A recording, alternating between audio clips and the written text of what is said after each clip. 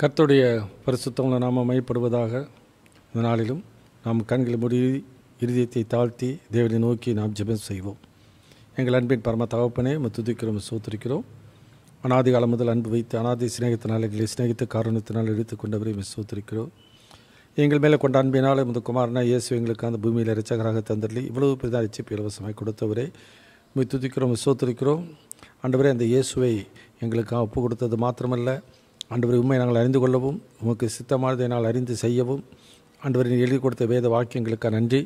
அதை கற்றுக் கொடுக்குற பரிசுத்த ஆவியானவருக்கு நன்றி. இந்த நாளிலும் நாங்கள் தியானிக்கிற வேத வசனங்களை எங்களுக்கு ஆசீர்வாதமாக்கித்தாங்க. தடையாக இருக்கிற அந்த காலத்தின் சக்தியில் இயேசு நாமத்தில் அகன்று போகட்டும். ஆவியானவர் நீர் ஆட்கொண்டு நடத்தும். இயேசு கிறிஸ்து நாமத்தில் தாழ்மையோடு வேண்டி கேட்டுக்கொள்கிறோம் பரமபிதாவே, ஆமென்.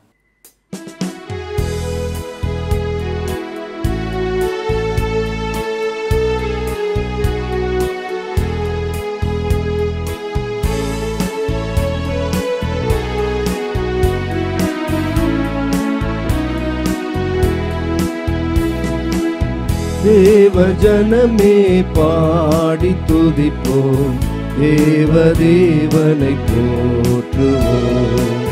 துதிகள் என்றும் ஏற்றியே அவரில் கழித்திடுவோம். துதிகள் என்றும் ஏற்றியே அவரில் கழித்திடுவோம்.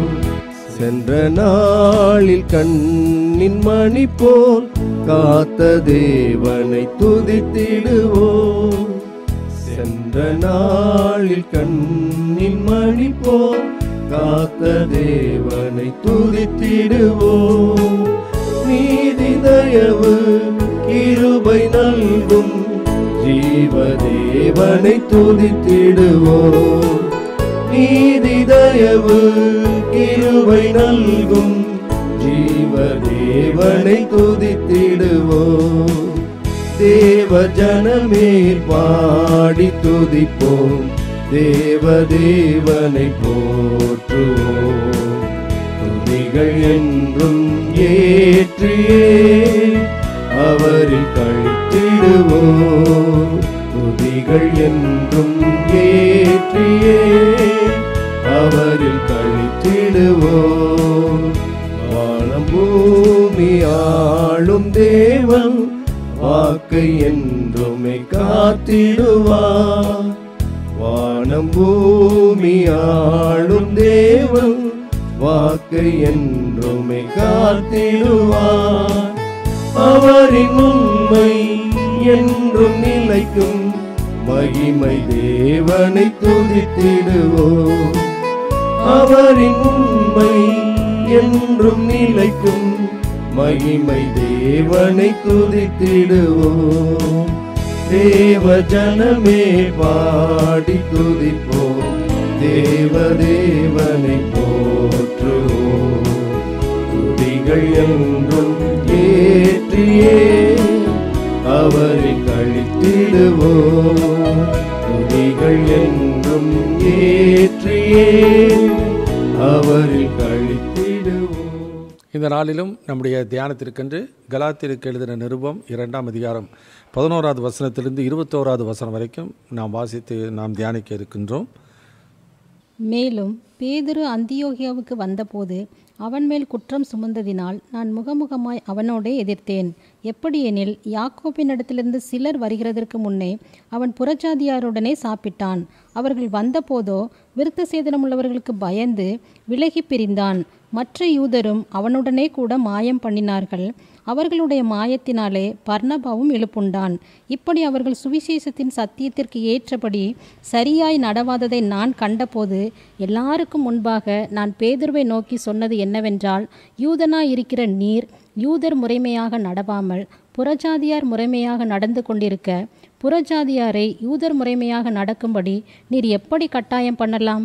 புறஜாதியாரில் பிறந்த பாவிகளாயிராமல் சுவாபத்தின்படி யூதராயிருக்கிற நாமும் இயேசு கிறிஸ்துவை பற்றும் விசுவாசத்தினாலே அன்றி நியாயப்பிரமாணத்தின் கிரியைகளினாலே மனுஷன் நீதிமானாக்கப்படுவதில்லை என்று அறிந்து, நியாயப்பிரமாணத்தின் கிரியைகளினால் அல்ல, கிறிஸ்துவை பற்றும் விசுவாசத்தினாலே நீதிமான்கள் ஆக்கப்படும்படிக்கு கிறிஸ்து இயேசுவின் மேல் விசுவாசிகளானோம். நியாயப்பிரமாணத்தின் கிரியைகளினாலே எந்த மனுஷனும் நீதிமானாக்கப்படுவதில்லையே. கிறிஸ்துவுக்குள் நீதிமான்களாக்கப்படும்படி நாடுகிற நாமும் பாவிகளாக காணப்படுவோமானால் கிறிஸ்து பாவத்திற்கு காரணரோ? அல்லவே. நான் இடித்து போட்டவைகளையே நான் மறுபடியும் கட்டினால் பிரமாணத்தை மீறுகிறவன் என்று காணப்படுவேன். தேவனுக்கென்று பிழைக்கும்படி நான் நியாயப்பிரமாணத்தினாலே நியாயப்பிரமாணத்திற்கு மரித்தேனே. கிறிஸ்துவுடனே கூட சிலுவையில் அறையப்பட்டேன், ஆயினும் பிழைத்திருக்கிறேன். இனி நான் அல்ல, கிறிஸ்துவே எனக்குள் பிழைத்திருக்கிறார். நான் இப்பொழுது மாம்சத்தில் பிழைத்திருக்கிறதோ என்னில் அன்பு கூர்ந்து எனக்காக தம்மைத்தாமே ஒப்பு கொடுத்த தேவனுடைய குமாரனை பற்றும் விசுவாசத்தினாலே பிழைத்திருக்கிறேன். நான் தேவனுடைய கிருபையை விருதாவாக்குகிறதில்லை. நீதியானது நியாயப்பிரமாணத்தினாலே வருமானால் கிறிஸ்து மரித்தது வீணாயிருக்குமே. கர்த்தருக்கு மகிமையுண்டாகட்டும்.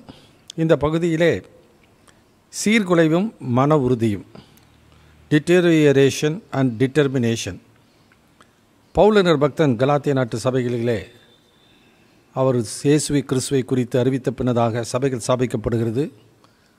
பின்னதாக யூத பின்னணியிலிருந்து வந்த யூத மார்க்கத்தில் வைராக்கியம் உள்ள விசுவாசிகள் அவர்களை விருத்த சேதனம் பண்ணிக்கொள்ளும்படி கட்டாயம் பண்ணுகிறார்கள்.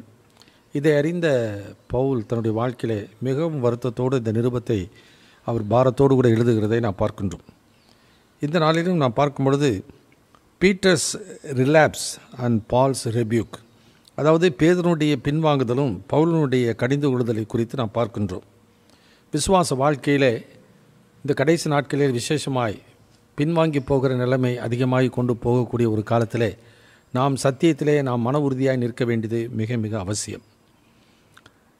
சீர்கெட்ட இஸ்ரவேலே மனம் திரும்பு என்று சொல்லி பழைய ஏற்பாட்டிலே தேவனாய கர்த்தர் தீர்க்கதரிசிகள் மூலமாக இஸ்ரவேல் ஜனத்தோடு கூட அவர் பேசினார்.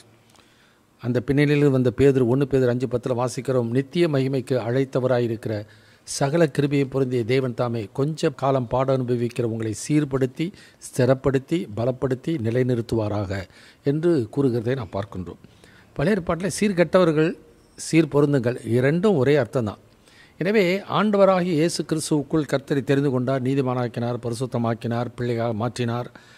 அப்படி இருந்தும் அந்த ஆண்டவர் ஏற்படுத்தின அந்த நெறிமுறையை விட்டுவிட்டு கிருபையை சார்ந்து போகாமல் கிரிகையை சார்ந்து போகிற நிலைமையை தான் அந்த நாட்களிலே அந்த கலாத்திய சபையிலே அவர்கள் போதித்தது மாத்திரமல்ல, கட்டாயப்படுத்தியது மாத்திரமல்ல, இந்த நாளிலும் அவ்விதமான சடங்குகள் சம்பிரதாயங்கள் போதிக்கப்படுகிறதையும் கட்டாயப்படுத்தப்படுகிறது இந்த நாட்களிலே நாம் காண முடியும். எனவே ஆரம்பத்தில் கொண்டிருந்த நம்பிக்கையை முடிவு பரிந்தும் உறுதியாய் பற்றி கொண்டிருப்போமாக கிறிஸ்துவனிடத்திலே நாம் பங்குள்ளவர்களாக இருப்போம் என்று எபிரேயர் 3:14 பார்க்கிறோம். எனவே இந்த பகுதியிலே முதல் பகுதியில் வாசிக்கும்போது பீட்டர்ஸ் ரிலாப்ஸ், கலாத்தியர் 2ஆம் அதிகாரத்தில் 11வது வசனம் 13ஆம் வசனம் வரைக்கும் வாசிக்கும்போது பீட்டர்ஸ் ரிலாப்ஸ், பேதுருனுடைய பின்வாங்குதலை குறித்து நான் பார்க்கிறோம். 3 காரியங்களை இந்த பகுதியில் பார்க்கிறோம். முதல் காரியம் கான்ஃபரன்டேஷன்.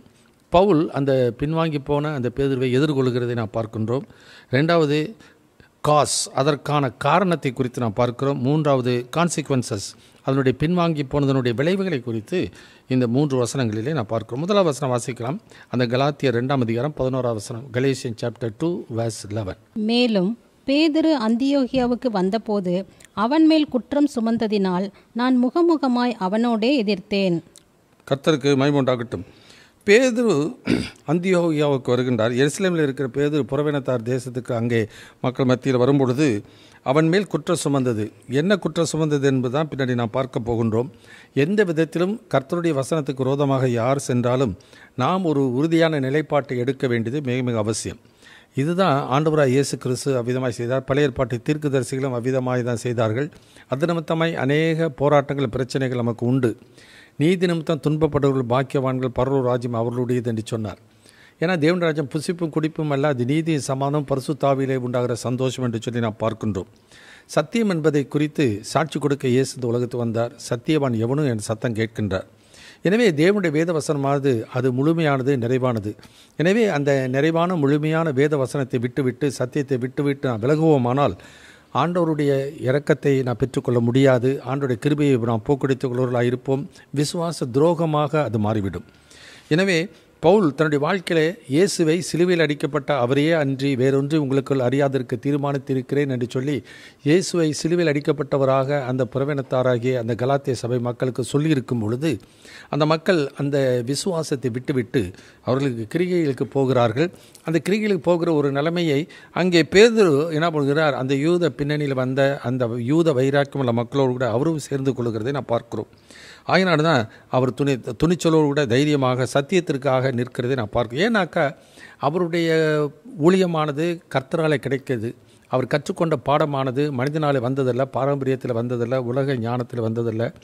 1ஆம் அதிகாரத்தில் சொல்கிறார், நான் அது மனுஷனால் பெற்றதும் இல்லை, ஒரு மனுஷனால் கற்றதும் இல்லை, இயேசு கிறிஸ்துவே அதை எனக்கு வெளிப்படுத்தினார். அது மாத்திரமில்லை, தேவனாலே அவர் பிரித்தெடுக்கப்பட்டவர், தேவனாலே அவர் அழைக்கப்பட்டவர், இயேசு கிறிஸ்துவினாலே அனுப்பப்பட்டவர். இந்த நிச்சய நம்பிக்கை உள்ளவராக இருந்தபடியினால தான் தைரியமாக சத்தியத்திற்கு நிற்கிறதை நான் பார்க்கிறோம். அது இந்த கடைசி நாட்களிலே ஒவ்வொரு விசுவாசிகளும் சத்தியத்திற்கு நாம் சாட்சிகளாக நிற்க வேண்டியது அவசியம். ஏன்னா சபை என்பதை குறித்து தீமோத்தேயுக்கு எழுதும்போது சொல்கிறார், இனி அந்த வீடானது தேவனுடைய சபையை குறித்து சொல்லும் பொழுது அது சத்தியத்திற்கு தூணும் ஆதாரமாய் இருக்கிறது. எனவே சபைகளும் சபை மக்களும் சத்தியத்துக்கு தூணும் ஆதாரமாய் அதை தாங்கி பிடிக்க வேண்டியது மிக மிக அவசியம். அதை விட்டுவிட்டு ஊழியர்களாக இருந்தாலும் சரி, எந்த அழைப்புள்ளவர்களாக இருந்தாலும் சரி, அல்லது விசுவாசிகளாக இருந்தாலும் அந்த குறிக்கோளை விட்டுவிட்டு அந்த ஒரு நிலையை விட்டு ஒருபோது நாம் வழிவிலக்கி போகவே கூடாது. அதை தைரியமாக நாம் எதிர்கொள்ள வேண்டியது மிக மிக அவசியம். அவ்விதமாக தான் பவுலும் தன் வாழ்க்கையை எதிர்கொள்கிறதை பார்க்கிறோம். சில வசனங்கள் வாசிக்கலாம். தீத்துவுக்கு எழுதின நிருபம் 1ஆம் அதிகாரம் 12, 13, 14 வசனங்களை நான் வாசிக்க நாம் கேட்போம். Titus chapter 1 verse 12 to 14. கிரேத்தா தீவார், ஓயா பொய்யர், துஷ்ட மிருகங்கள், பெருவயிற்று சோம்பேறிகள் என்று அவர்களில் ஒருவனாகிய அவர்கள் தீர்க்கதரிசியானவனே சொல்லியிருக்கிறான். இந்த சாட்சி உண்மையாயிருக்கிறது. இது முகாந்திரமாக அவர்கள் யூதருடைய கட்டுக்கதைகளுக்கும் சத்தியத்தை விட்டு விலகுகிற மனுஷருடைய கற்பனைகளுக்கும் செவி கொடாமல் விசுவாசத்திலே ஆரோக்கியம் உள்ளவர்களாய் இருக்கும்படி நீ அவர்களை கண்டிப்பாய் கடிந்து கொள். எனவே தீத்துவுக்கு எழுதும்போது சொல்கிறார், நீ கண்டிப்பாக கடிந்து கொள் என்று சொல்லி எதிர்கொள்ள வேண்டியது மிகவும் அவசியம். எனவே அவர் சிறு வயதாக இருக்கிற அந்த தீமோத்தேயை பார்த்து அவர் சொல்கிறார், உன் இளமை குறித்து ஒருவரும் உன்னை கொடுத்து அசட்டை பண்ணாதபடிக்கு நீர் வாக்கிலும் செய்கிலும் அன்பிலும் ஆவிலும் கற்பிலும் விசுவாசிகளுக்கு மாதிரியாயிரு. எனவே வயதானவர், மூத்தவர்கள், எனவே அநேக ஆண்டுகள் ஊழியம் செய்கிறவர்கள் ஆகியனால் அவர் சொல்வதெல்லாம் சரி என்று சொல்லி உலக பிரகாரமாக நாம் எண்ணிக்கொண்டு போகக்கூடாது. நாம் நிச்சயமாக தைரியமாக அந்த நிச்சயமுள்ளவர்களாக நாம் போக வேண்டியது அவசியம். 1 பேதுரு 3:15 வாசிக்கிறோம், உங்களில் உள்ள நம்பிக்கை குறித்து உங்களிடத்தில் விசாரித்து கேட்கிற யாவரிடத்திலும் சாந்தத்தோடும் வணக்கத்தோடும் உத்தரவு சொல்ல எப்பொழுதும் ஆயத்தமாக இருக்க வேண்டியது மிக மிக அவசியம். இயேசு ஊழியம் செய்த நாட்களிலே எவ்வளோ பரிசேயர் எதிர்கொண்டார்கள், இப்போ சதுசேயர்கள் எதிர்த்தார்கள். இஸ்ரவேல் ஜனங்கள் முழுவதும் அந்த அன்னா கைப்பா பிரதான ஆசிரியர்கள்லாம் எதிராக வந்தார்கள். ஆனாலும் இயேசு கடைசி வரைக்கும் பிதாவின் சித்தத்தை செய்து முடித்தார். பிதாவை நீ செய்யும்படி நியமித்த கிரியை நான் செய்து முடித்தேன் என்று சொல்கிறார். அது மாத்திரமல்ல, பிதாவை நீர் அவர்களுக்கு கொடுத்த வார்த்தையை நான் அவர்களுக்கு கொடுத்தேன், அவர்கள் உம்முடையவர்களாக இருக்கிறார்கள் என்று சொல்கிறார். இதுதான் பவுல் சொல்கிறார், நான் கர்த்தராக இயேசுவினால் பெற்ற ஊழியத்தை நிறைவேற்ற விரும்புகிறேன் என்று சொல்லி. அதே காரியத்தை தான் பவுலுன பக்தன் தீத்துவுக்கும் சொல்வதை பார்க்கும். நான் உனக்கு ஒப்புவித்ததை நீ உண்மையுள்ள மனிதனிடத்தில் ஒப்புவி என்று சொல்லி சொல்லுகிறதை நான் பார்க்கிறோம். அதனால் தீமோத்தேயுக்கு சொல்லும்போது சொல்கிறார், சமயம் வாய்த்தாலும் வாய்க்காவிட்டாலும் ஜாக்கிரதையாய் திருவசனத்தை பிரசங்கம் பண்ண. தவறாய் நீ பிரசங்கம் பண்ணினா கேட்கிற மக்கள் தவறானதை நம்புவார்கள்.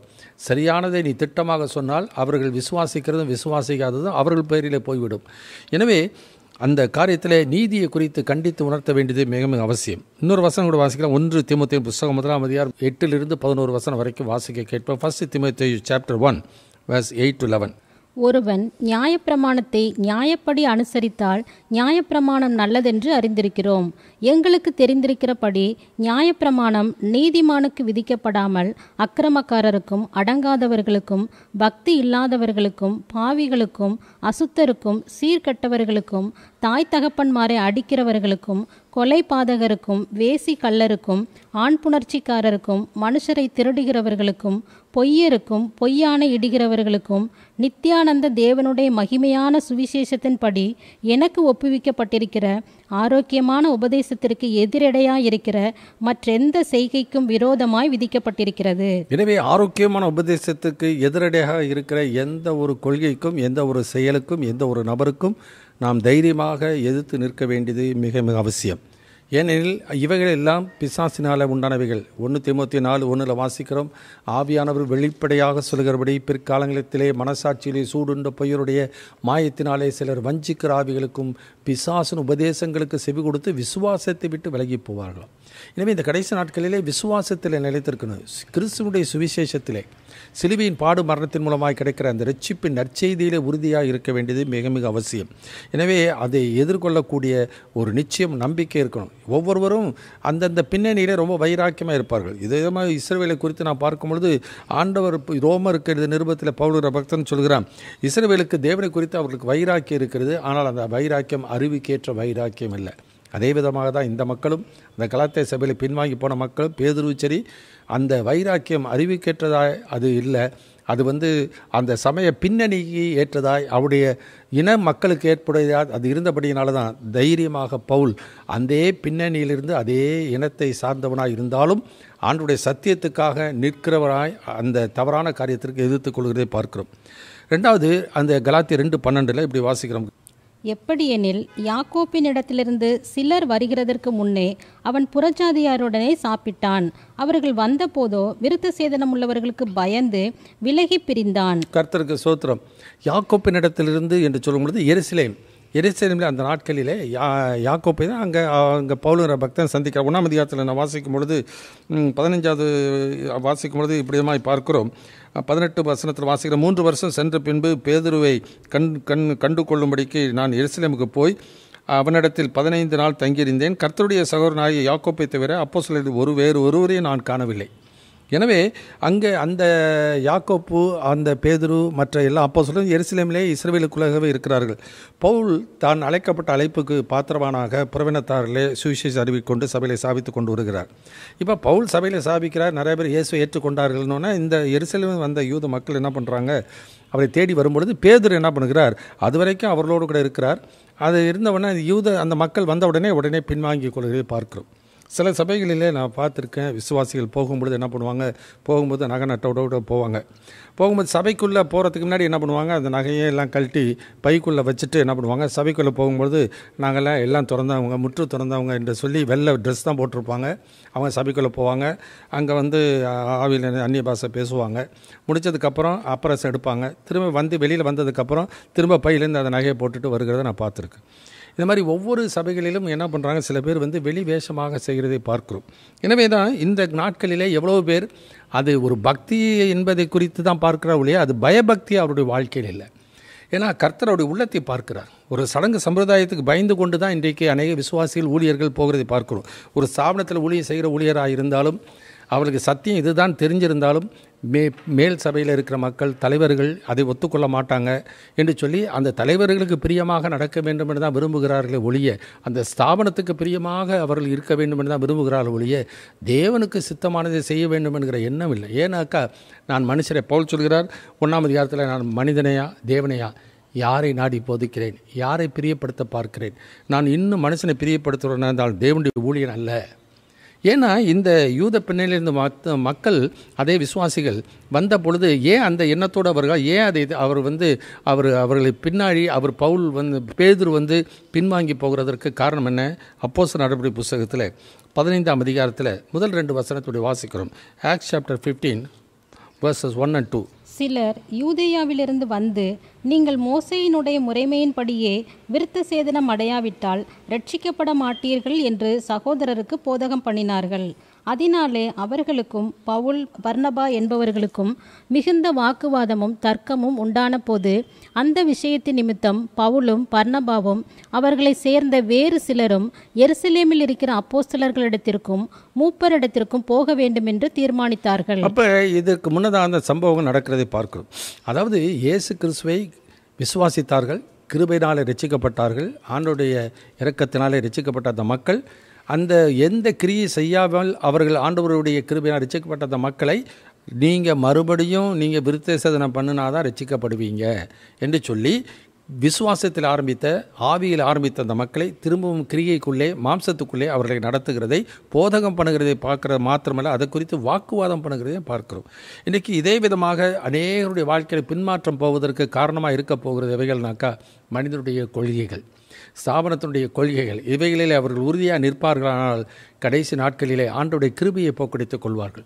எபிரேயர் 13:9 வாசிக்கிறோம், பலவிதமான அந்நிய போதனைகளினாலே அழைப்புண்டு தெரியாதிருங்கள், போஜன பதார்த்தங்களினால் அல்ல, கிருபையினால் இருதயம் சிறப்படுகிறது நல்லது.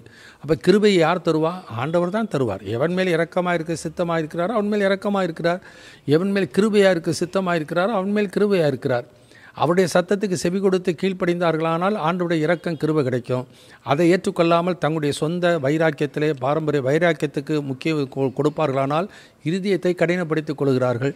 எனவே இதை அந்த மக்கள் என்ன பண்ணலை, உணரலை.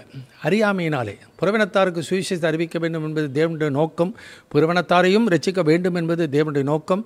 எல்லா ஜனங்களையும் ரட்சிப்பதற்காக தான் ஆண்டவர் இந்த உலகத்துக்கு வந்தார். இன்றைக்கு கூட சபைகளிலே இன்றைக்கு ரட்சிக்கப்பட்டு அபிஷேகம் பெற்ற சபைகள் கூட என்ன பண்ணுறாங்க, புதிய ஏற்பாட்டிலே வாழ்கிற கிறிஸ்தவர்கள் மாத்திரம்தான் மனவாட்டி, மற்றவர்களாம் மனவாட்டி இல்லை, அவரெல்லாம் சபை மக்கள் அல்ல என்று, சபை என்பது இயேசுனுடைய இரத்தத்தினால் மீட்டெடுக்கப்பட்ட புதிய ஏற்பாட்டு மக்கள் மாத்திரம்தான் என்று சொல்கிறார்கள்.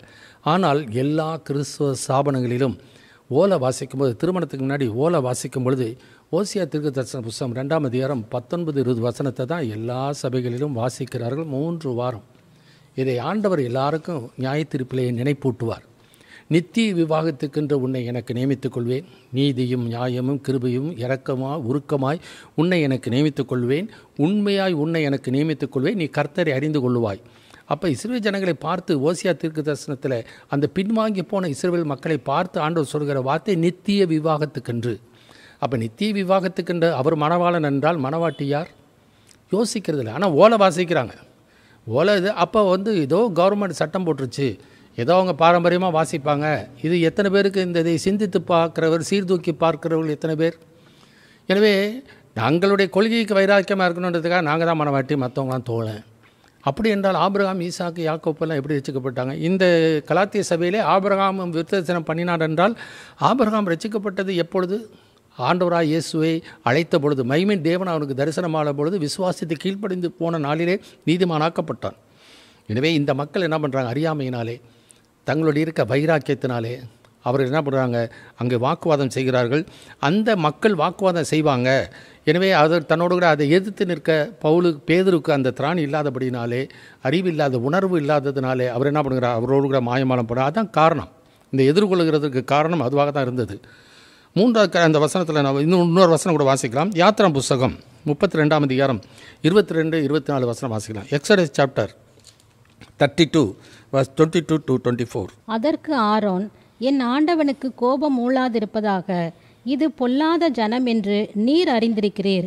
இவர்கள் என்னை நோக்கி, எங்களுக்கு முன் செல்லும் தெய்வங்களை எங்களுக்கு உண்டு பண்ணும், எகிப்து தேசத்திலிருந்து எங்களை அழைத்து கொண்டு வந்த அந்த மோசேக்கு என்ன சம்பவித்ததோ அறியோம் என்றார்கள்.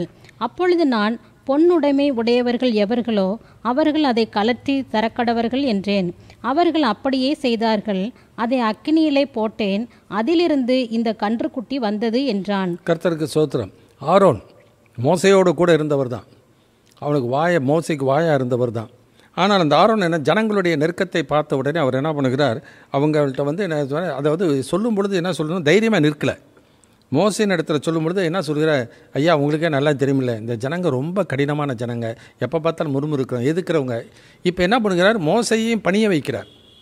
இப்போ விருத்தசனத்தை குறித்து ஆண்டவராய் இயேசு கிறிஸ்து மத்திய 19 சொல்லும்பொழுது என்ன சொல்கிறார், விருத்தசனம் மோசை தள்ளுதல் சீட்டை கொடுத்து விவாகரத்து பண்ணிடலான்னு மோசை சொன்னானே. அப்போ ஆண்டவர் சொல்கிறார், உங்கள் மன கடினத்தை நிமித்தம் அப்படி சொன்னானே இல்லாமல் ஆதி முதல் அப்படி இல்லை என்று சொல்லி காட் ஹேட்ஸ் டைவர்ஸ். மல்கியா 2:15-16 வாசிக்கும் பொழுது ஆண்டவர் வெறுக்கிறார். இதுதான் தேவனுடைய நோக்கம், தேவனுடைய திட்டம். ஆனால் மோசே அவருடைய நெருக்கத்து நிமித்தமாக என்ன பண்ணுகிறார், தள்ளுதல் ஏதாச்சும் ஒரு பொய் குற்றச்சாட்டுகளை சொல்லி விலக்கி விடலாம் என்று சொல்லி மோசை மூலமாக சீட்டு கொடுத்து அந்த நாட்களில் துணிகரமாய் அதை செய்து கொண்டு வந்தார்கள். அதே விதமாக ஆரோன் என்ன பண்ணுகிறார், ஜனங்களுடைய நெருக்கம், ஏன்னா என்ன நடக்கும் ஏது நடக்கும் அவருக்கு தெரியல, மோசையும் வரல. அதனால் என்ன பண்ணுறாங்க, எங்களுக்கு முன் செல்லும் தெய்வங்களை உண்டு பண்ணு.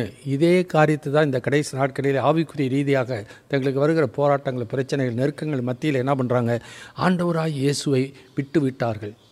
ஆரம்பத்திற்கு இருந்த நம்பிக்கையை விட்டு விட்டார்கள். சிலுவையை பற்றிய உபதேசத்தை விட்டு விட்டார்கள்.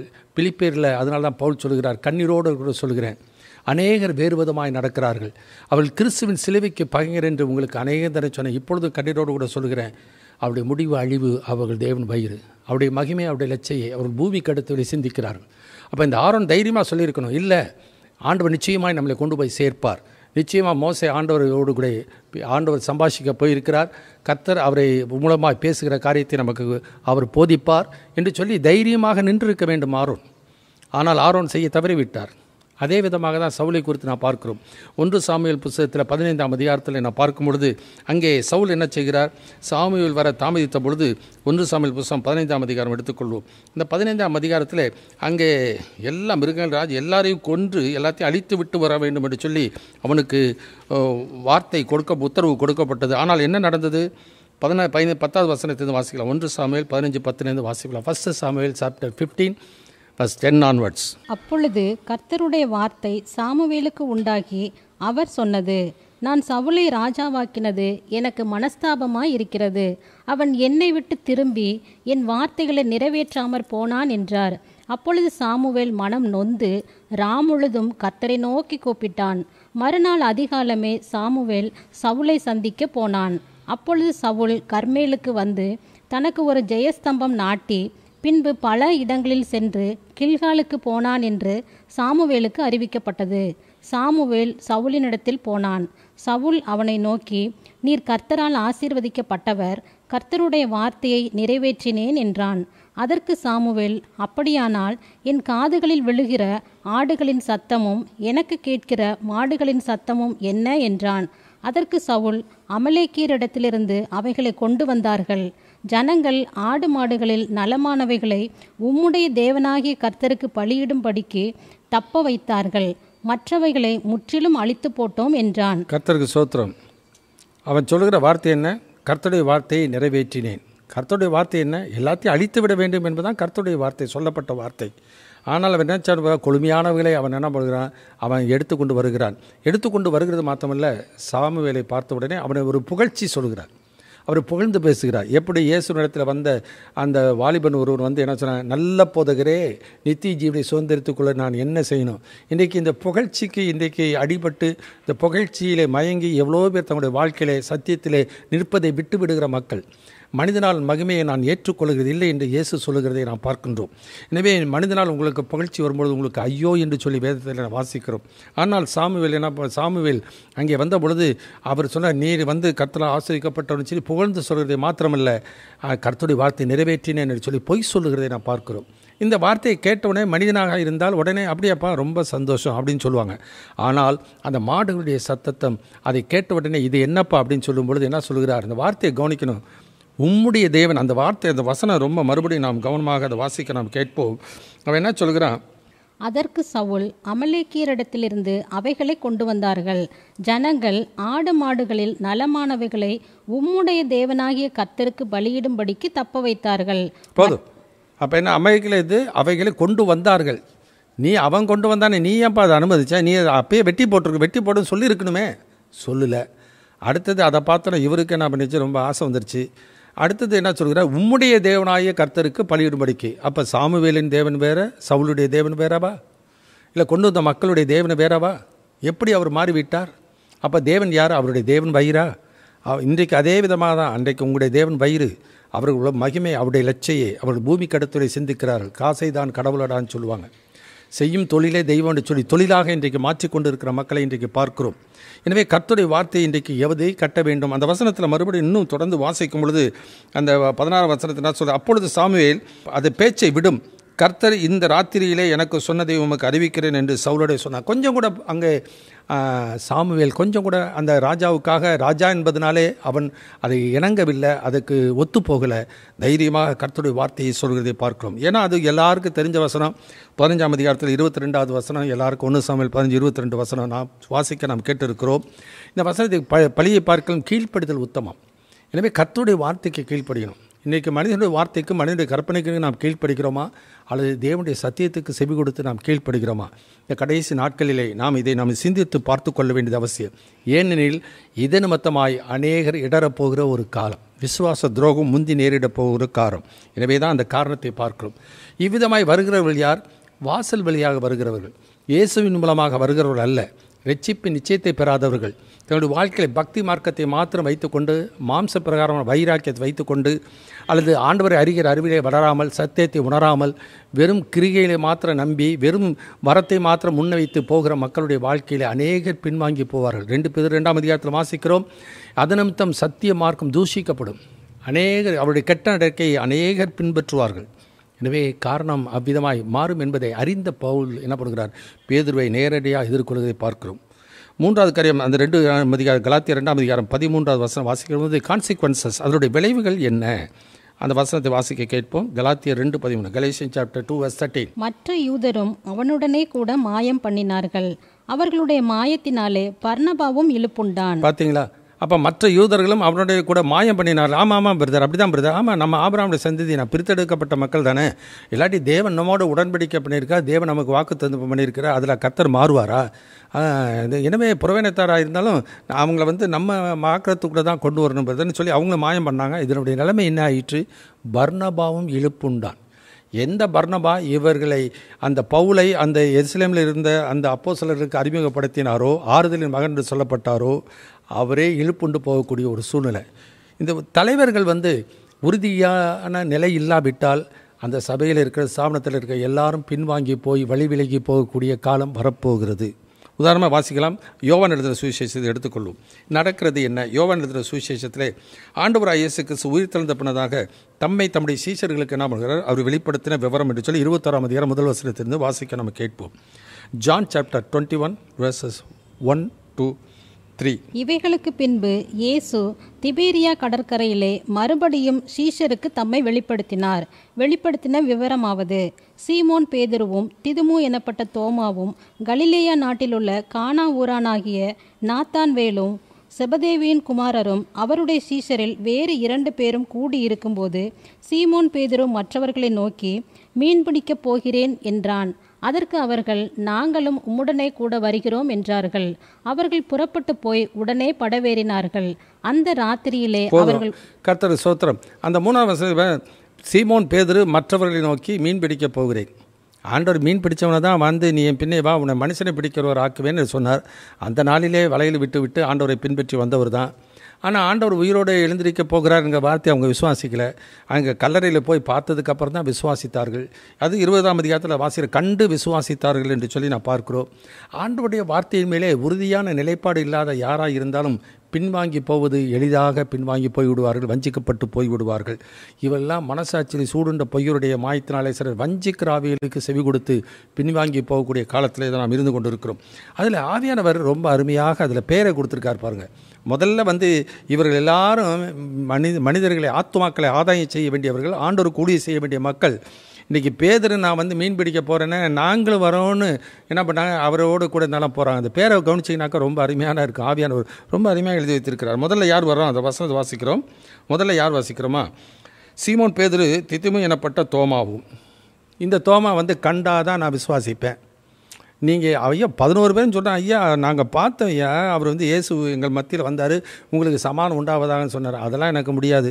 அவர் நேரில் பார்த்து அவர் என் விழாவிலே என் கையை விடணும், அவருடைய கையில் என் விரலை வச்சு பார்த்தா தான் நான் நம்புவேன் என்று சொன்னார். 8 நாட்களுக்கு பின்பு ஆண்டவர் அவருக்கு வெளிப்படுத்துகிறார். கண்டு விசுவாசிகளுடைய காணாமல் விசுவாசிகள் பாக்கியம். அடுத்த ஆளை பார்த்தீங்கன்னாக்கா, அடுத்த பேதுரு கொடுத்த அடுத்த ஆளை பார்க்க தோமாவும்.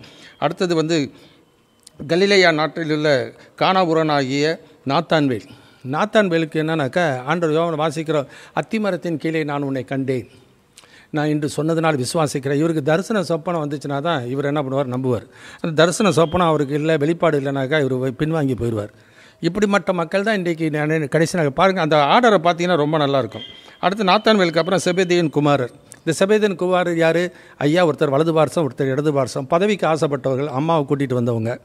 இவங்க என்ன பண்ணுறாங்க, பதவி மேலே இவர் கண்ணோக்கமாக இருந்த மக்கள். ஆண்டவர் சொல்கிறார், நீங்கள் கேட்குறது என்னன்னு அறியாமலே நீங்கள் கேட்குறீங்களேப்பா அப்படின்னு சொல்லி அவர்களுக்கு கொடுத்து கேட்குறார். அவருடைய சீஷரில் வேறு 2 பேரும். அப்போ பார்த்தீங்களா, உறுதியாக நிற்க வேண்டிய பேதுரு உறுதி இல்லாத நிலைமையில் என்ன பண்ணுறாங்க, அவரோடு கூட இருந்த அநேகரை என்ன பண்ணாராம், வழி விலகி செய்ய போகிற காரணம். அதனால் இந்த வசனத்தில் கான்சிக்வன்சஸ் என்ன, திரும்ப மீன் பிடிக்க போயிட்டாங்க. ஆனால் ஆண்டவர் மறுபடியும் அவர்களுக்கு என்ன பண்ணுகிறார், அவருக்கு தம்மை வெளிப்படுத்துகிறார்.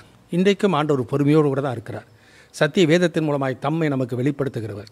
வேத வாக்கியம் அதுதான் தேவனுடைய சாயலாக இருக்கிறது. மகிமையான சுவிசேஷத்தின் ஒளி. எனவே சிலுவையில் அறையப்பட்டவராக இயேசுவை அங்கே பவுல் அந்த கலாத்திய சபை மக்களுக்கு அறிவித்திருக்கும் பொழுது சிலுவையின் மூலமாக மாத்திரம்தான் நித்திய வாழ்வுக்குள்ளே நித்திய மகிமைக்குள்ளே நான் போக முடியும், நீதிமான் ஆக முடியும் என்பதை சொல்லி இருந்தோம்.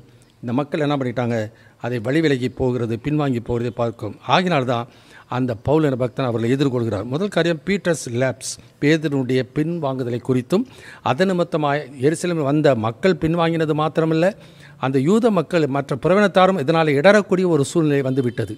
இந்த கடைசி நாட்களில் அப்படிப்பட்ட சூழ்நிலை வரும். ஆனால் பவுலை குறித்து வாசிக்கும் பொழுது அதே கலாத்தியர் 6ஆம் அதிகாரத்தில் வாசிக்கும் பொழுது 7-10 வசனம் வாசிக்க கேட்போம். கலேசியர் சாப்டர் 6 verse 7 onwards. மோசம் போகாதிருங்கள், தேவன் தம்மை பரியாசம் பண்ண ஒட்டார். மனுஷன் எதை விதைக்கிறானோ அதையே அறுப்பான். தன் மாம்சத்திற்கென்று விதைக்கிறவன் மாம்சத்தினால் அழிவை அறுப்பான், ஆவிக்கென்று விதைக்கிறவன் ஆவியினாலே நித்திய ஜீவனை அறுப்பான். நன்மை செய்கிறதில் சோர்ந்து போகாமல் இருப்போமாக. நாம் தளர்ந்து போகாதிருந்தால் ஏற்ற காலத்தில் அறுப்போம். எதை நாம் விதைக்கிறோம்? நன்மையானது விதைத்தால் நன்மையானதை அறுப்போம். அதனால தான் காயினை பார்த்து ஆண்டவர் சொல்கிறார், நீ நன்மை செய்தால் மேன்மை இல்லையோ, இல்லாவிட்டால் பாவம் உன் வாசல் படியிலே படுத்துக்கொள்ளும் என்று சொன்னார். எது நன்மை இன்னதென்று அறியக்கூடிய அறிவை ஆண்டவர் வேதத்தின் மூலமாக நமக்கு கற்றுக் கொடுத்திருக்கிறாரே. இயேசு கிறிஸ்து நன்மை செய்கிறவராக சுற்றி திரிந்தாரே. அப்படி அபிஷேகம் பெற்றவர்களாக இருந்தால் நன்மை செய்கிறவராக சுற்றி திரிய வேண்டியது மிக மிக அவசியம். பிரயோஜனமானவைகளை மற்றவர்களுக்கு சொல்ல வேண்டியது மிக மிக அவசியம். என்னாகும் புஸ்தகத்திலே இப்படி ஒரு காரியத்தை வாசிக்கிறோம். என்னாகும் புஸ்தகம் 20ஆம் அதிகாரத்தை நாம் எடுத்துக்கொள்வோம். Numbers chapter 20 verse 11 and 12. என்னாகமம் 20ஆம் அதிகாரம் 11-12 வசனத்தை வாசிக்க நாம் கேட்போம். தன் கையை ஓங்கி கண்மலையை தன் கோலினால் 2 தரம் அடித்தான். உடனே தண்ணீர் ஏராளமாய் புறப்பட்டது. சபையார் குடித்தார்கள், அவர்கள் மிருகங்களும் குடித்தது. பின்பு கர்த்தர் மோசேயையும் ஆரோனையும் நோக்கி, இஸ்ரவேல் புத்திரரின் கண்களுக்கு முன்பாக என்னை பரிசுத்தம் பண்ணும்படி நீங்கள் என்னை விசுவாசியாமற் போனபடியினால் இந்த சபையாருக்கு நான் கொடுத்த தேசத்துக்குள் நீங்கள் அவர்களை கொண்டு போவதில்லை என்றார். கவனமாக 12ஆம் வசனத்தை நன்றாக கவனிப்போம். எந்த மோசே எகிப்தின் அடிமைத்தளத்திலிருந்து அவர்களை விடுதலையாக்கி கொண்டு வந்தாரோ அந்த தலைவர்களுக்கு ஏற்கனவே அதை யாத்திரா புஸ்தகம் 14ஆம் அதிகாரத்தில் வாசிக்கிறோம். நீ என்னிடத்திலே முறையிடுவானேன், முன்னே போங்கள் என்று ஜனத்தில் சொல்லு என்று சொன்னார். அந்த மோசையும் ஆண்டவரோடு கூட முகமாய் பேசின அந்த மோசே, அற்புதம் செய்த மோசே மாத்திரமில்லை, ஆரோன்னு என்ன பண்ணிட்டாங்க? இந்த இஸ்ரவேல் ஜனங்களுடைய அந்த ப்ரெஷர், அவருடைய நெருக்கம், அவங்க அறியாதவங்க, அவங்களுக்கு விவரம் தெரியாதவங்க. ஆனால் இவர்கள் ஊழியர்கள், அழைக்கப்பட்டவர்கள், தெரிந்து கொள்ளப்பட்டவர்கள். இவர்களுக்கு அந்த விசுவாசம் இருந்திருக்கணும். இவர்களுக்கு அந்த விசுவாசம் இல்லை. ஆகினால் என்ன பண்ணுறாங்க? அந்த இவர்களை விசுவாசியாதபடிக்கு நீ போனபடியினால் இந்த சபையாருக்கு நான் கொடுத்த இந்த தேசம் நீ போகிறதில்லை அப்படின்ட்டார். இதே தான் அந்த கடைசி நாட்களில் நடக்கப் போகிற ஒரு காரியம். 1 பேதுரு 4:17 வாசிக்கிறோம். நியாய தீர்ப்பு தேவனுடைய வீட்டிலே துவக்கும் காலம். எனவே மூப்பரிடத்தில் தான் முதலாவது இந்த கடைசி நாட்களில் தேவனுடைய நியாய தீர்ப்பு வரப்போகிறது. விசுவாசத்துக்கு வழிகாட்ட வேண்டியது அவசியம். பவுல் சொல்லுகிறார், நான் விசுவாசித்திருக்கிற இன்னார் என்று அறிவேன் என்று சொல்லி, அந்த அறிவு இருந்தபடியினாலே நான் கிறிஸ்து எனக்கு ஜீவன் சாவு எனக்கு ஆதாயம் என்று சொன்னாலும் நான் சரீரத்தில் தரித்திருப்பது உங்களுக்கு அவசியம், மற்ற விசுவாசிகளுக்கு அவசியம். விசுவாசிகள் விசுவாசத்திலே சிறப்படணும், ஆண்டவரை அறிகிற அறிவிலே வளரணும். அதான் பேதுரு சொல்லுகிறார், தேவனையும் நம்முடைய கர்த்தராய் இயேசுவையும் அறிகிற அறிவினாலே கிருபையும் சமானமும் பெருக கடவுது என்று சொல்லுகிறார். இப்போ விசுவாசிகள் சும்மா அப்படியே ரொட்டீனாக வந்துட்டு போகிறதல்ல. ஒவ்வொரு நாளும் ஒவ்வொரு சந்தர்ப்ப சூழ்நிலையில் ஆண்டவரை அறிகிற அறிவிலே வளர வேண்டியது அவசியம். வேத புத்தகத்தின் அறிவில் அல்ல, வாழ்க்கையிலே ஆண்டவரை அறிந்து கொள்ளணும். அதுதான் தேவனுடைய நோக்கம். அதான் நித்திய விவாகத்தை நியமித்துக் கொள்வேன் என்று சொல்லிவிட்டு கடைசியில் அதனுடைய பர்பஸ் நோக்கம் என்ன? நீ கர்த்தரை அறிந்து கொள்ளுவாய். அதுதான் ஒன்றான மெய்தேவனாய் உம்மையும் நீர் அனுப்பினவராகிய இயேசுவையும் அறிவதே நித்திய ஜீவன். அறிந்து கொள்ளுதல் தனிப்பட்ட முறையிலே ஒவ்வொரு கிறிஸ்தவ வாழ்க்கையிலே ஆண்டவர் வார்த்தையை விசுவாசித்து அந்த வார்த்தைக்கு செவி கொடுத்து கீழ்ப்படிந்து போகும்பொழுது தேவன் செய்கிற காரியத்தை அவர்கள் அறிந்து கொள்ளும் பொழுது தேவனை அறிகிற அறிவிலே அவர்கள் வளர ஆரம்பிக்கிறார். இவ்விதமாக ஒவ்வொரு சந்தர்ப்ப சூழ்நிலையிலும் ஆண்டவர் அறிகிற அறிவிலே வளரும் பொழுது தான் கிருபை பெருகும், சமாதானம் பெருகும். இன்றைக்கு அந்த கிருபையை சமாதானம் பெற்றுக்கொள்வதற்கு கிரியை சார்ந்து போகிற மக்கள் இன்றைக்கு எவ்வளவு பேர்? மனிதனுடைய கற்பனைகளை இன்றைக்கு முக்கியத்துவப்படுத்துகிறவர்கள் எவ்வளவு பேர்? தங்களுடைய சொந்த முயற்சிகளை, மாம்ச முயற்சிகளையும் அவர் முயற்சிக்கிறவர்கள் இன்றைக்கு எத்தனை பேர்? எத்தனை ஸ்தாபனங்கள் அப்படி செய்கிறது? யார் கொடுக்க முடியும் இரக்கத்தையும் கிருபையும்? ஆண்டவர் ஒரு விரும்புகிறனாலும் அல்ல, ஓடுகிறனாலும் அல்ல, இறங்குகிற தேவனாலே ஆகும் என்று ரோமர் 9ஆம் அதிகாரம் 16 வசனத்தில் வாசிக்கிறோம். எனவே 2வது காரியம் இந்த வசனத்தில் அதை வாசிக்கும் பொழுது, நன்மையானதை நம்முடைய வாழ்க்கையில் விதைத்தால் அதுக்கேற்ப நன்மையானதை அறுப்போம். சத்தியத்தை நாம் விதைத்தால் சத்தியத்தினாலே நமக்கு விடுதலை கிடைக்கும். சத்தியத்தின்படி நாம் வாழ்வோமானால் தேவனுடைய சமான சந்தோஷம் நம்முடைய வாழ்க்கையில் கிடைக்கும். அந்த சந்தோஷத்தை, சமானத்தை அனுபவிக்க ஆண்டவர் கொடுக்கிற ஒரு வார்த்தை என்ன? சமானத்தை நான் உங்களுக்கு வைத்து போகிறேன், என்னுடைய சமானத்தை நான் உங்களுக்கு கொடுக்குறேன், உலகம் கொடுக்கிற பிரகாரமாக நான் உங்களுக்கு கொடுக்கறதில்லை, உங்கள் இருதயம் கலங்காமலும் பயப்படாமலும் இருப்பதாக. என்னிடத்தில் சமாதானம் உண்டாயிரும் பொருட்டு இவைகளை உங்களுக்கு சொன்னேன். உலகத்தில் உங்களுக்கு உபத்திரங்கள் உண்டு, ஆனாலும் திடன் கொள்ளுங்கள், உலகத்தை நான் ஜெயித்தேன். விசுவாசிக்கிறவன் தான் திடன் கொள்வான். விசுவாசம்தான் கொள்ளுகிறவன் தான் எல்லா சூழ்நிலையும் எதிர்த்து அவளை சந்திக்கிறவனாய் அவன் காணப்படுவான். அப்படிப்பட்டவனுக்கு தான் கிழக்கிலிருந்து மேற்கிலிருந்து ஜெயம் வராது, ஜெயம் கர்த்தராலே அவனுக்கு வரும். கர்த்தருக்கு சோத்திரம். பவுலுடைய வாழ்க்கையிலே எவ்வளோ போராட்டங்கள், பிரச்சனைகள். ஆனால் 2 கொரிந்தியர் புத்தகத்தில் 11ஆம் அதிகாரத்தில் 23 சொல்லி கொண்டு வருகிறார். ஆனால் அந்த போராட்டங்கள், பிரச்சனைகள், சரீர பிரகாரம் உண்டான பாடுகள் அவருக்கு பெருசாக தெரியல. அது 28-29 வசனம் வரைக்கும் மட்டும் வாசிக்க நாம் கேட்போம். 2 கொரிந்தியர் சாப்டர் 11 verse 28-29. இவை முதலானவைகள் அல்லாமல் எல்லா சபைகளையும் குறித்தும் உண்டாயிருக்கிற கவலை என்னை நாள்தோறும் நெருக்குகிறது. ஒருவன் பலவீனனானால் நானும் பலவீனனாகிறதில்லையோ? ஒருவன் இடறினால் என் மனம் எரியாதிருக்குமோ? எனவே பவுல் தான் ஆரம்பித்த சபை மக்கள் இன்றைக்கு அந்த யூத பின்னணியில் இருந்த மக்களால் இடரும் பொழுது அவர் தாங்கிக் கொள்ள முடியல. அதனால தான் புத்தி இல்லாத கலாத்தியரே, நீங்கள் ஏன் ஆவியில் ஆரம்பித்து மாம்சத்தில் முடிக்கப் போகிறது என்ன என்று சொல்லி அவர்களோடு கடிந்து கொள்வதை பார்க்கிறோம். எவ்வளவு வேதனை இவ்வளோ ஒரு மனிதனாக இருப்பான். அது தன்னுடைய ஊழியம் கெட்டு போகிறதுன்னு இல்லை, உண்மையான ஊழியன் அதற்காக ஒன்றும் வருத்தப்பட மாட்டான். யோவான் ஸ்நானகன் அவனோடு இருந்த மக்கள், விசுவாசிகள் எல்லாரும், சீஷர்கள் எல்லாரும் இயேசுவோடு போயிட்டாங்க, சந்தோஷப்படுகிறார். சத்தியத்தில் யார் எந்த விசுவாசி இந்த சபையிலும் அந்த சபைக்கு போனாலும் சரி, அவங்க கிறிஸ்துவுக்குள் நிலைத்திருந்தால் சந்தோஷப்படணும். தவறான உபதேசமோ அல்லது ஆண்டவர் விட்டு விலகி போனால் தான் நான் வருத்தப்படணும். அந்த விதமான வருத்தம் தான் பவுலுடைய வாழ்க்கையில் இருக்கிறது. எனவே இன்றைக்கு உண்மையான ஒரு வருத்தம் நம்முடைய வாழ்க்கையில் இருக்குமானால் அது உலகத்தின் காரியத்தில் அல்ல, ஆன்மீக காரியத்தில் இருக்க வேண்டியது மிக மிக அவசியம். அதனால் ஆண்டவர் இஸ்ரவேல் ஜனங்களை பார்த்து கண்ணீர் விடுகிறார். உனக்கு கொடுக்கப்பட்ட இந்த நாளிலாகிலும் உன் சமாதானத்துக்கு அடுத்தவைகளை நீ அறிந்திருந்தாயானால் நலமாயிருக்கும். இப்பொழுது அவைகள் உன் கண்களுக்கு மறைவாக இருக்கிறது. எனவே இந்த கடைசி நாட்களிலே சமாதானம் நம்முடைய வாழ்க்கையில் வேண்டும் என்றால் அது ஆண்டவர் தான் கொடுக்க முடியும். ஆண்டோடைய கிருபை இல்லாமல் முடியவே முடியாது. ஆண்டோடைய இரக்கம் இல்லாமல் முடியாது. என்னை இல்லாமல் உங்களால் ஒன்றும் செய்ய முடியாது என்று சொல்லிவிட்டார். ஆனால் எல்லாம் செய்ய முடியும், செய்வார் செய்வார் செய்வார் என்று சொல்லி கொண்டு இருக்கிறது பிரயோஜனம் இல்லை. இன்றைக்கு ஒவ்வொரு மாதமும் ஒவ்வொரு மாதத்திலும் ஒரு வருஷத்திலும் நல்ல காலம் பிறக்கும் நல்ல காலம் பிறக்கும் என்று சொல்லி உற்சாகப்படுத்தி கொண்டு இருக்கிறார்கள். வேதத்தில் அப்படி இல்லை. கடைசி நாட்களிலே கொடிய காலங்கள் வரும் என்று அறிவாயாகன்னு வேதத்தில் எழுதியிருக்கிறார். இனி காலம் செல்லாது என்று சொல்கிறதை நாம் கேள்விப்பட்டிருக்கிறோம். வஞ்சிக்கப்பட்டு போகிற காலம் பிற்காலங்களிலே வரும் என்று சொல்கிறார். ஆனால் இன்றைக்கு அவர்கள் அறியாமல் சொல்கிறார்களா, அறிந்து சொல்கிறார்களோ, அவர்களே தங்களை நிதானித்து பார்த்து கொள்ள வேண்டியது அவசியம். ஆனால் நிதானித்து அறிகிறவனாக இருந்தால் இப்படிப்பட்ட பின்மாற்றத்துக்கு ஒருபோதும் இடம் கொடுக்கவே மாட்டான். எனவே 2வது காரியம், அந்த கலாத்தியர் 2:14-21 வசனம் வாசிக்கும். பால்ஸ் ரெபியூக், பவுலினுடைய கடிந்து கொள்ளுதலை பார்க்கிறோம். 6 காரியங்களை வாசிக்கின்றோம். 1வது காரியம் வாசிக்கும் போது வாசிக்கலாம். 14-21 வசனம் வரைக்கும் வாசிக்கும்போது 14வது வசனத்தை வாசிக்கலாம். இப்படி அவர்கள் சுவிசேஷத்தின் சத்தியத்திற்கு ஏற்றபடி சரியாய் நடவாததை நான் கண்டபோது எல்லாருக்கும் முன்பாக நான் பேதுருவை நோக்கி சொன்னது என்னவென்றால், முதல் காரியம் கண்டம்னேஷன். பவுல் தைரியமாக பேதுருவை என்ன பண்ணுகிறார், அவரை கண்டனம் பண்ணுகிறதை நான் பார்க்கிறோம். அதனால் பவுல் தீமோத்தேயு பார்த்து கண்டனம் பண்ணி கடிந்து கொண்டு புத்தி சொல்லு என்று சொல்கிறார். அது ஊழியராக இருந்தால் என்ன, மூப்பராக இருந்தால் என்ன, யாராக இருந்தால் என்ன, சத்தியத்துக்கு முன்னாடி அங்கே யாருக்கும் அந்த பாரபட்சமும் கிடையாது. மனிதர் பாரபட்சம் உள்ளவர் அல்ல, தேவன் பாரபட்சம் பார்க்குறவரும் அல்ல. சத்தியம்னா சத்தியம்தான், அது யாராக இருந்தாலும் என்ன. இயேசு கிறிஸ்து அப்படி தான், அந்த அண்ணா கைப்பான்றதுக்காக அல்லது ஏரோது என்பதற்காக, போந்தியு பிலாத்து என்பதற்காக அவர் சத்தியத்தை விட்டு விலகினாரா? தீர்க்கதரிசிகள் அப்படி ஆகாப் ராஜாவுக்கு முன்னாடி எலியா அப்படி இல்லையே. எனவே சத்தியத்திற்காக நிற்க வேண்டியது மிக மிக அவசியம். சத்தியத்தை குறித்து சாட்சி கொடுக்க வேண்டியவர்களாக நாம் இருக்க வேண்டியது அவசியம். எதிர்க்கிறவர்களால் பவுல் பிலிப்பியர் 1:27 சொல்கிறார், எதிர்க்கிறவர்களால் நீங்கள் மறலாதிருக்கிறீர்கள் என்று உங்களை குறித்து நீ கேள்விப்படும்படிக்கு எவ்விதத்திலும் கிறிஸ்துவின் சுவிசேஷத்துக்கு பாத்திரராக மாத்திரம் நடந்து கொள்ளுங்கள். ஆனால் சுவிசேஷத்துக்கு பாத்திரராக நடந்து கொள்ளாத அந்த பேதுருவையும் இடப்புண்டு போன மற்ற மக்களையும் அவர் நேரடியாக என்ன பண்ணுகிறார், கண்டனம் பண்ணுகிறதை நாம் பார்க்கிறோம். 1 தீமோத்தேயுவின் புத்தகம் 5ஆம் அதிகாரம் 19வது வசனத்திலிருந்து வாசிக்க நாம் கேட்போம். 1 Timothy chapter 5 verse 19 onwards. மூப்பனானவனுக்கு விரோதமாக ஒருவன் செய்யும் பிராதை 2-3 சாட்சிகள் இல்லாமல் நீ ஏற்றுக்கொள்ளக்கூடாது. மற்றவர்களுக்கு பயம் உண்டாகும்படி பாவம் செய்தவர்களை எல்லாருக்கும் முன்பாக கடிந்து கொள்.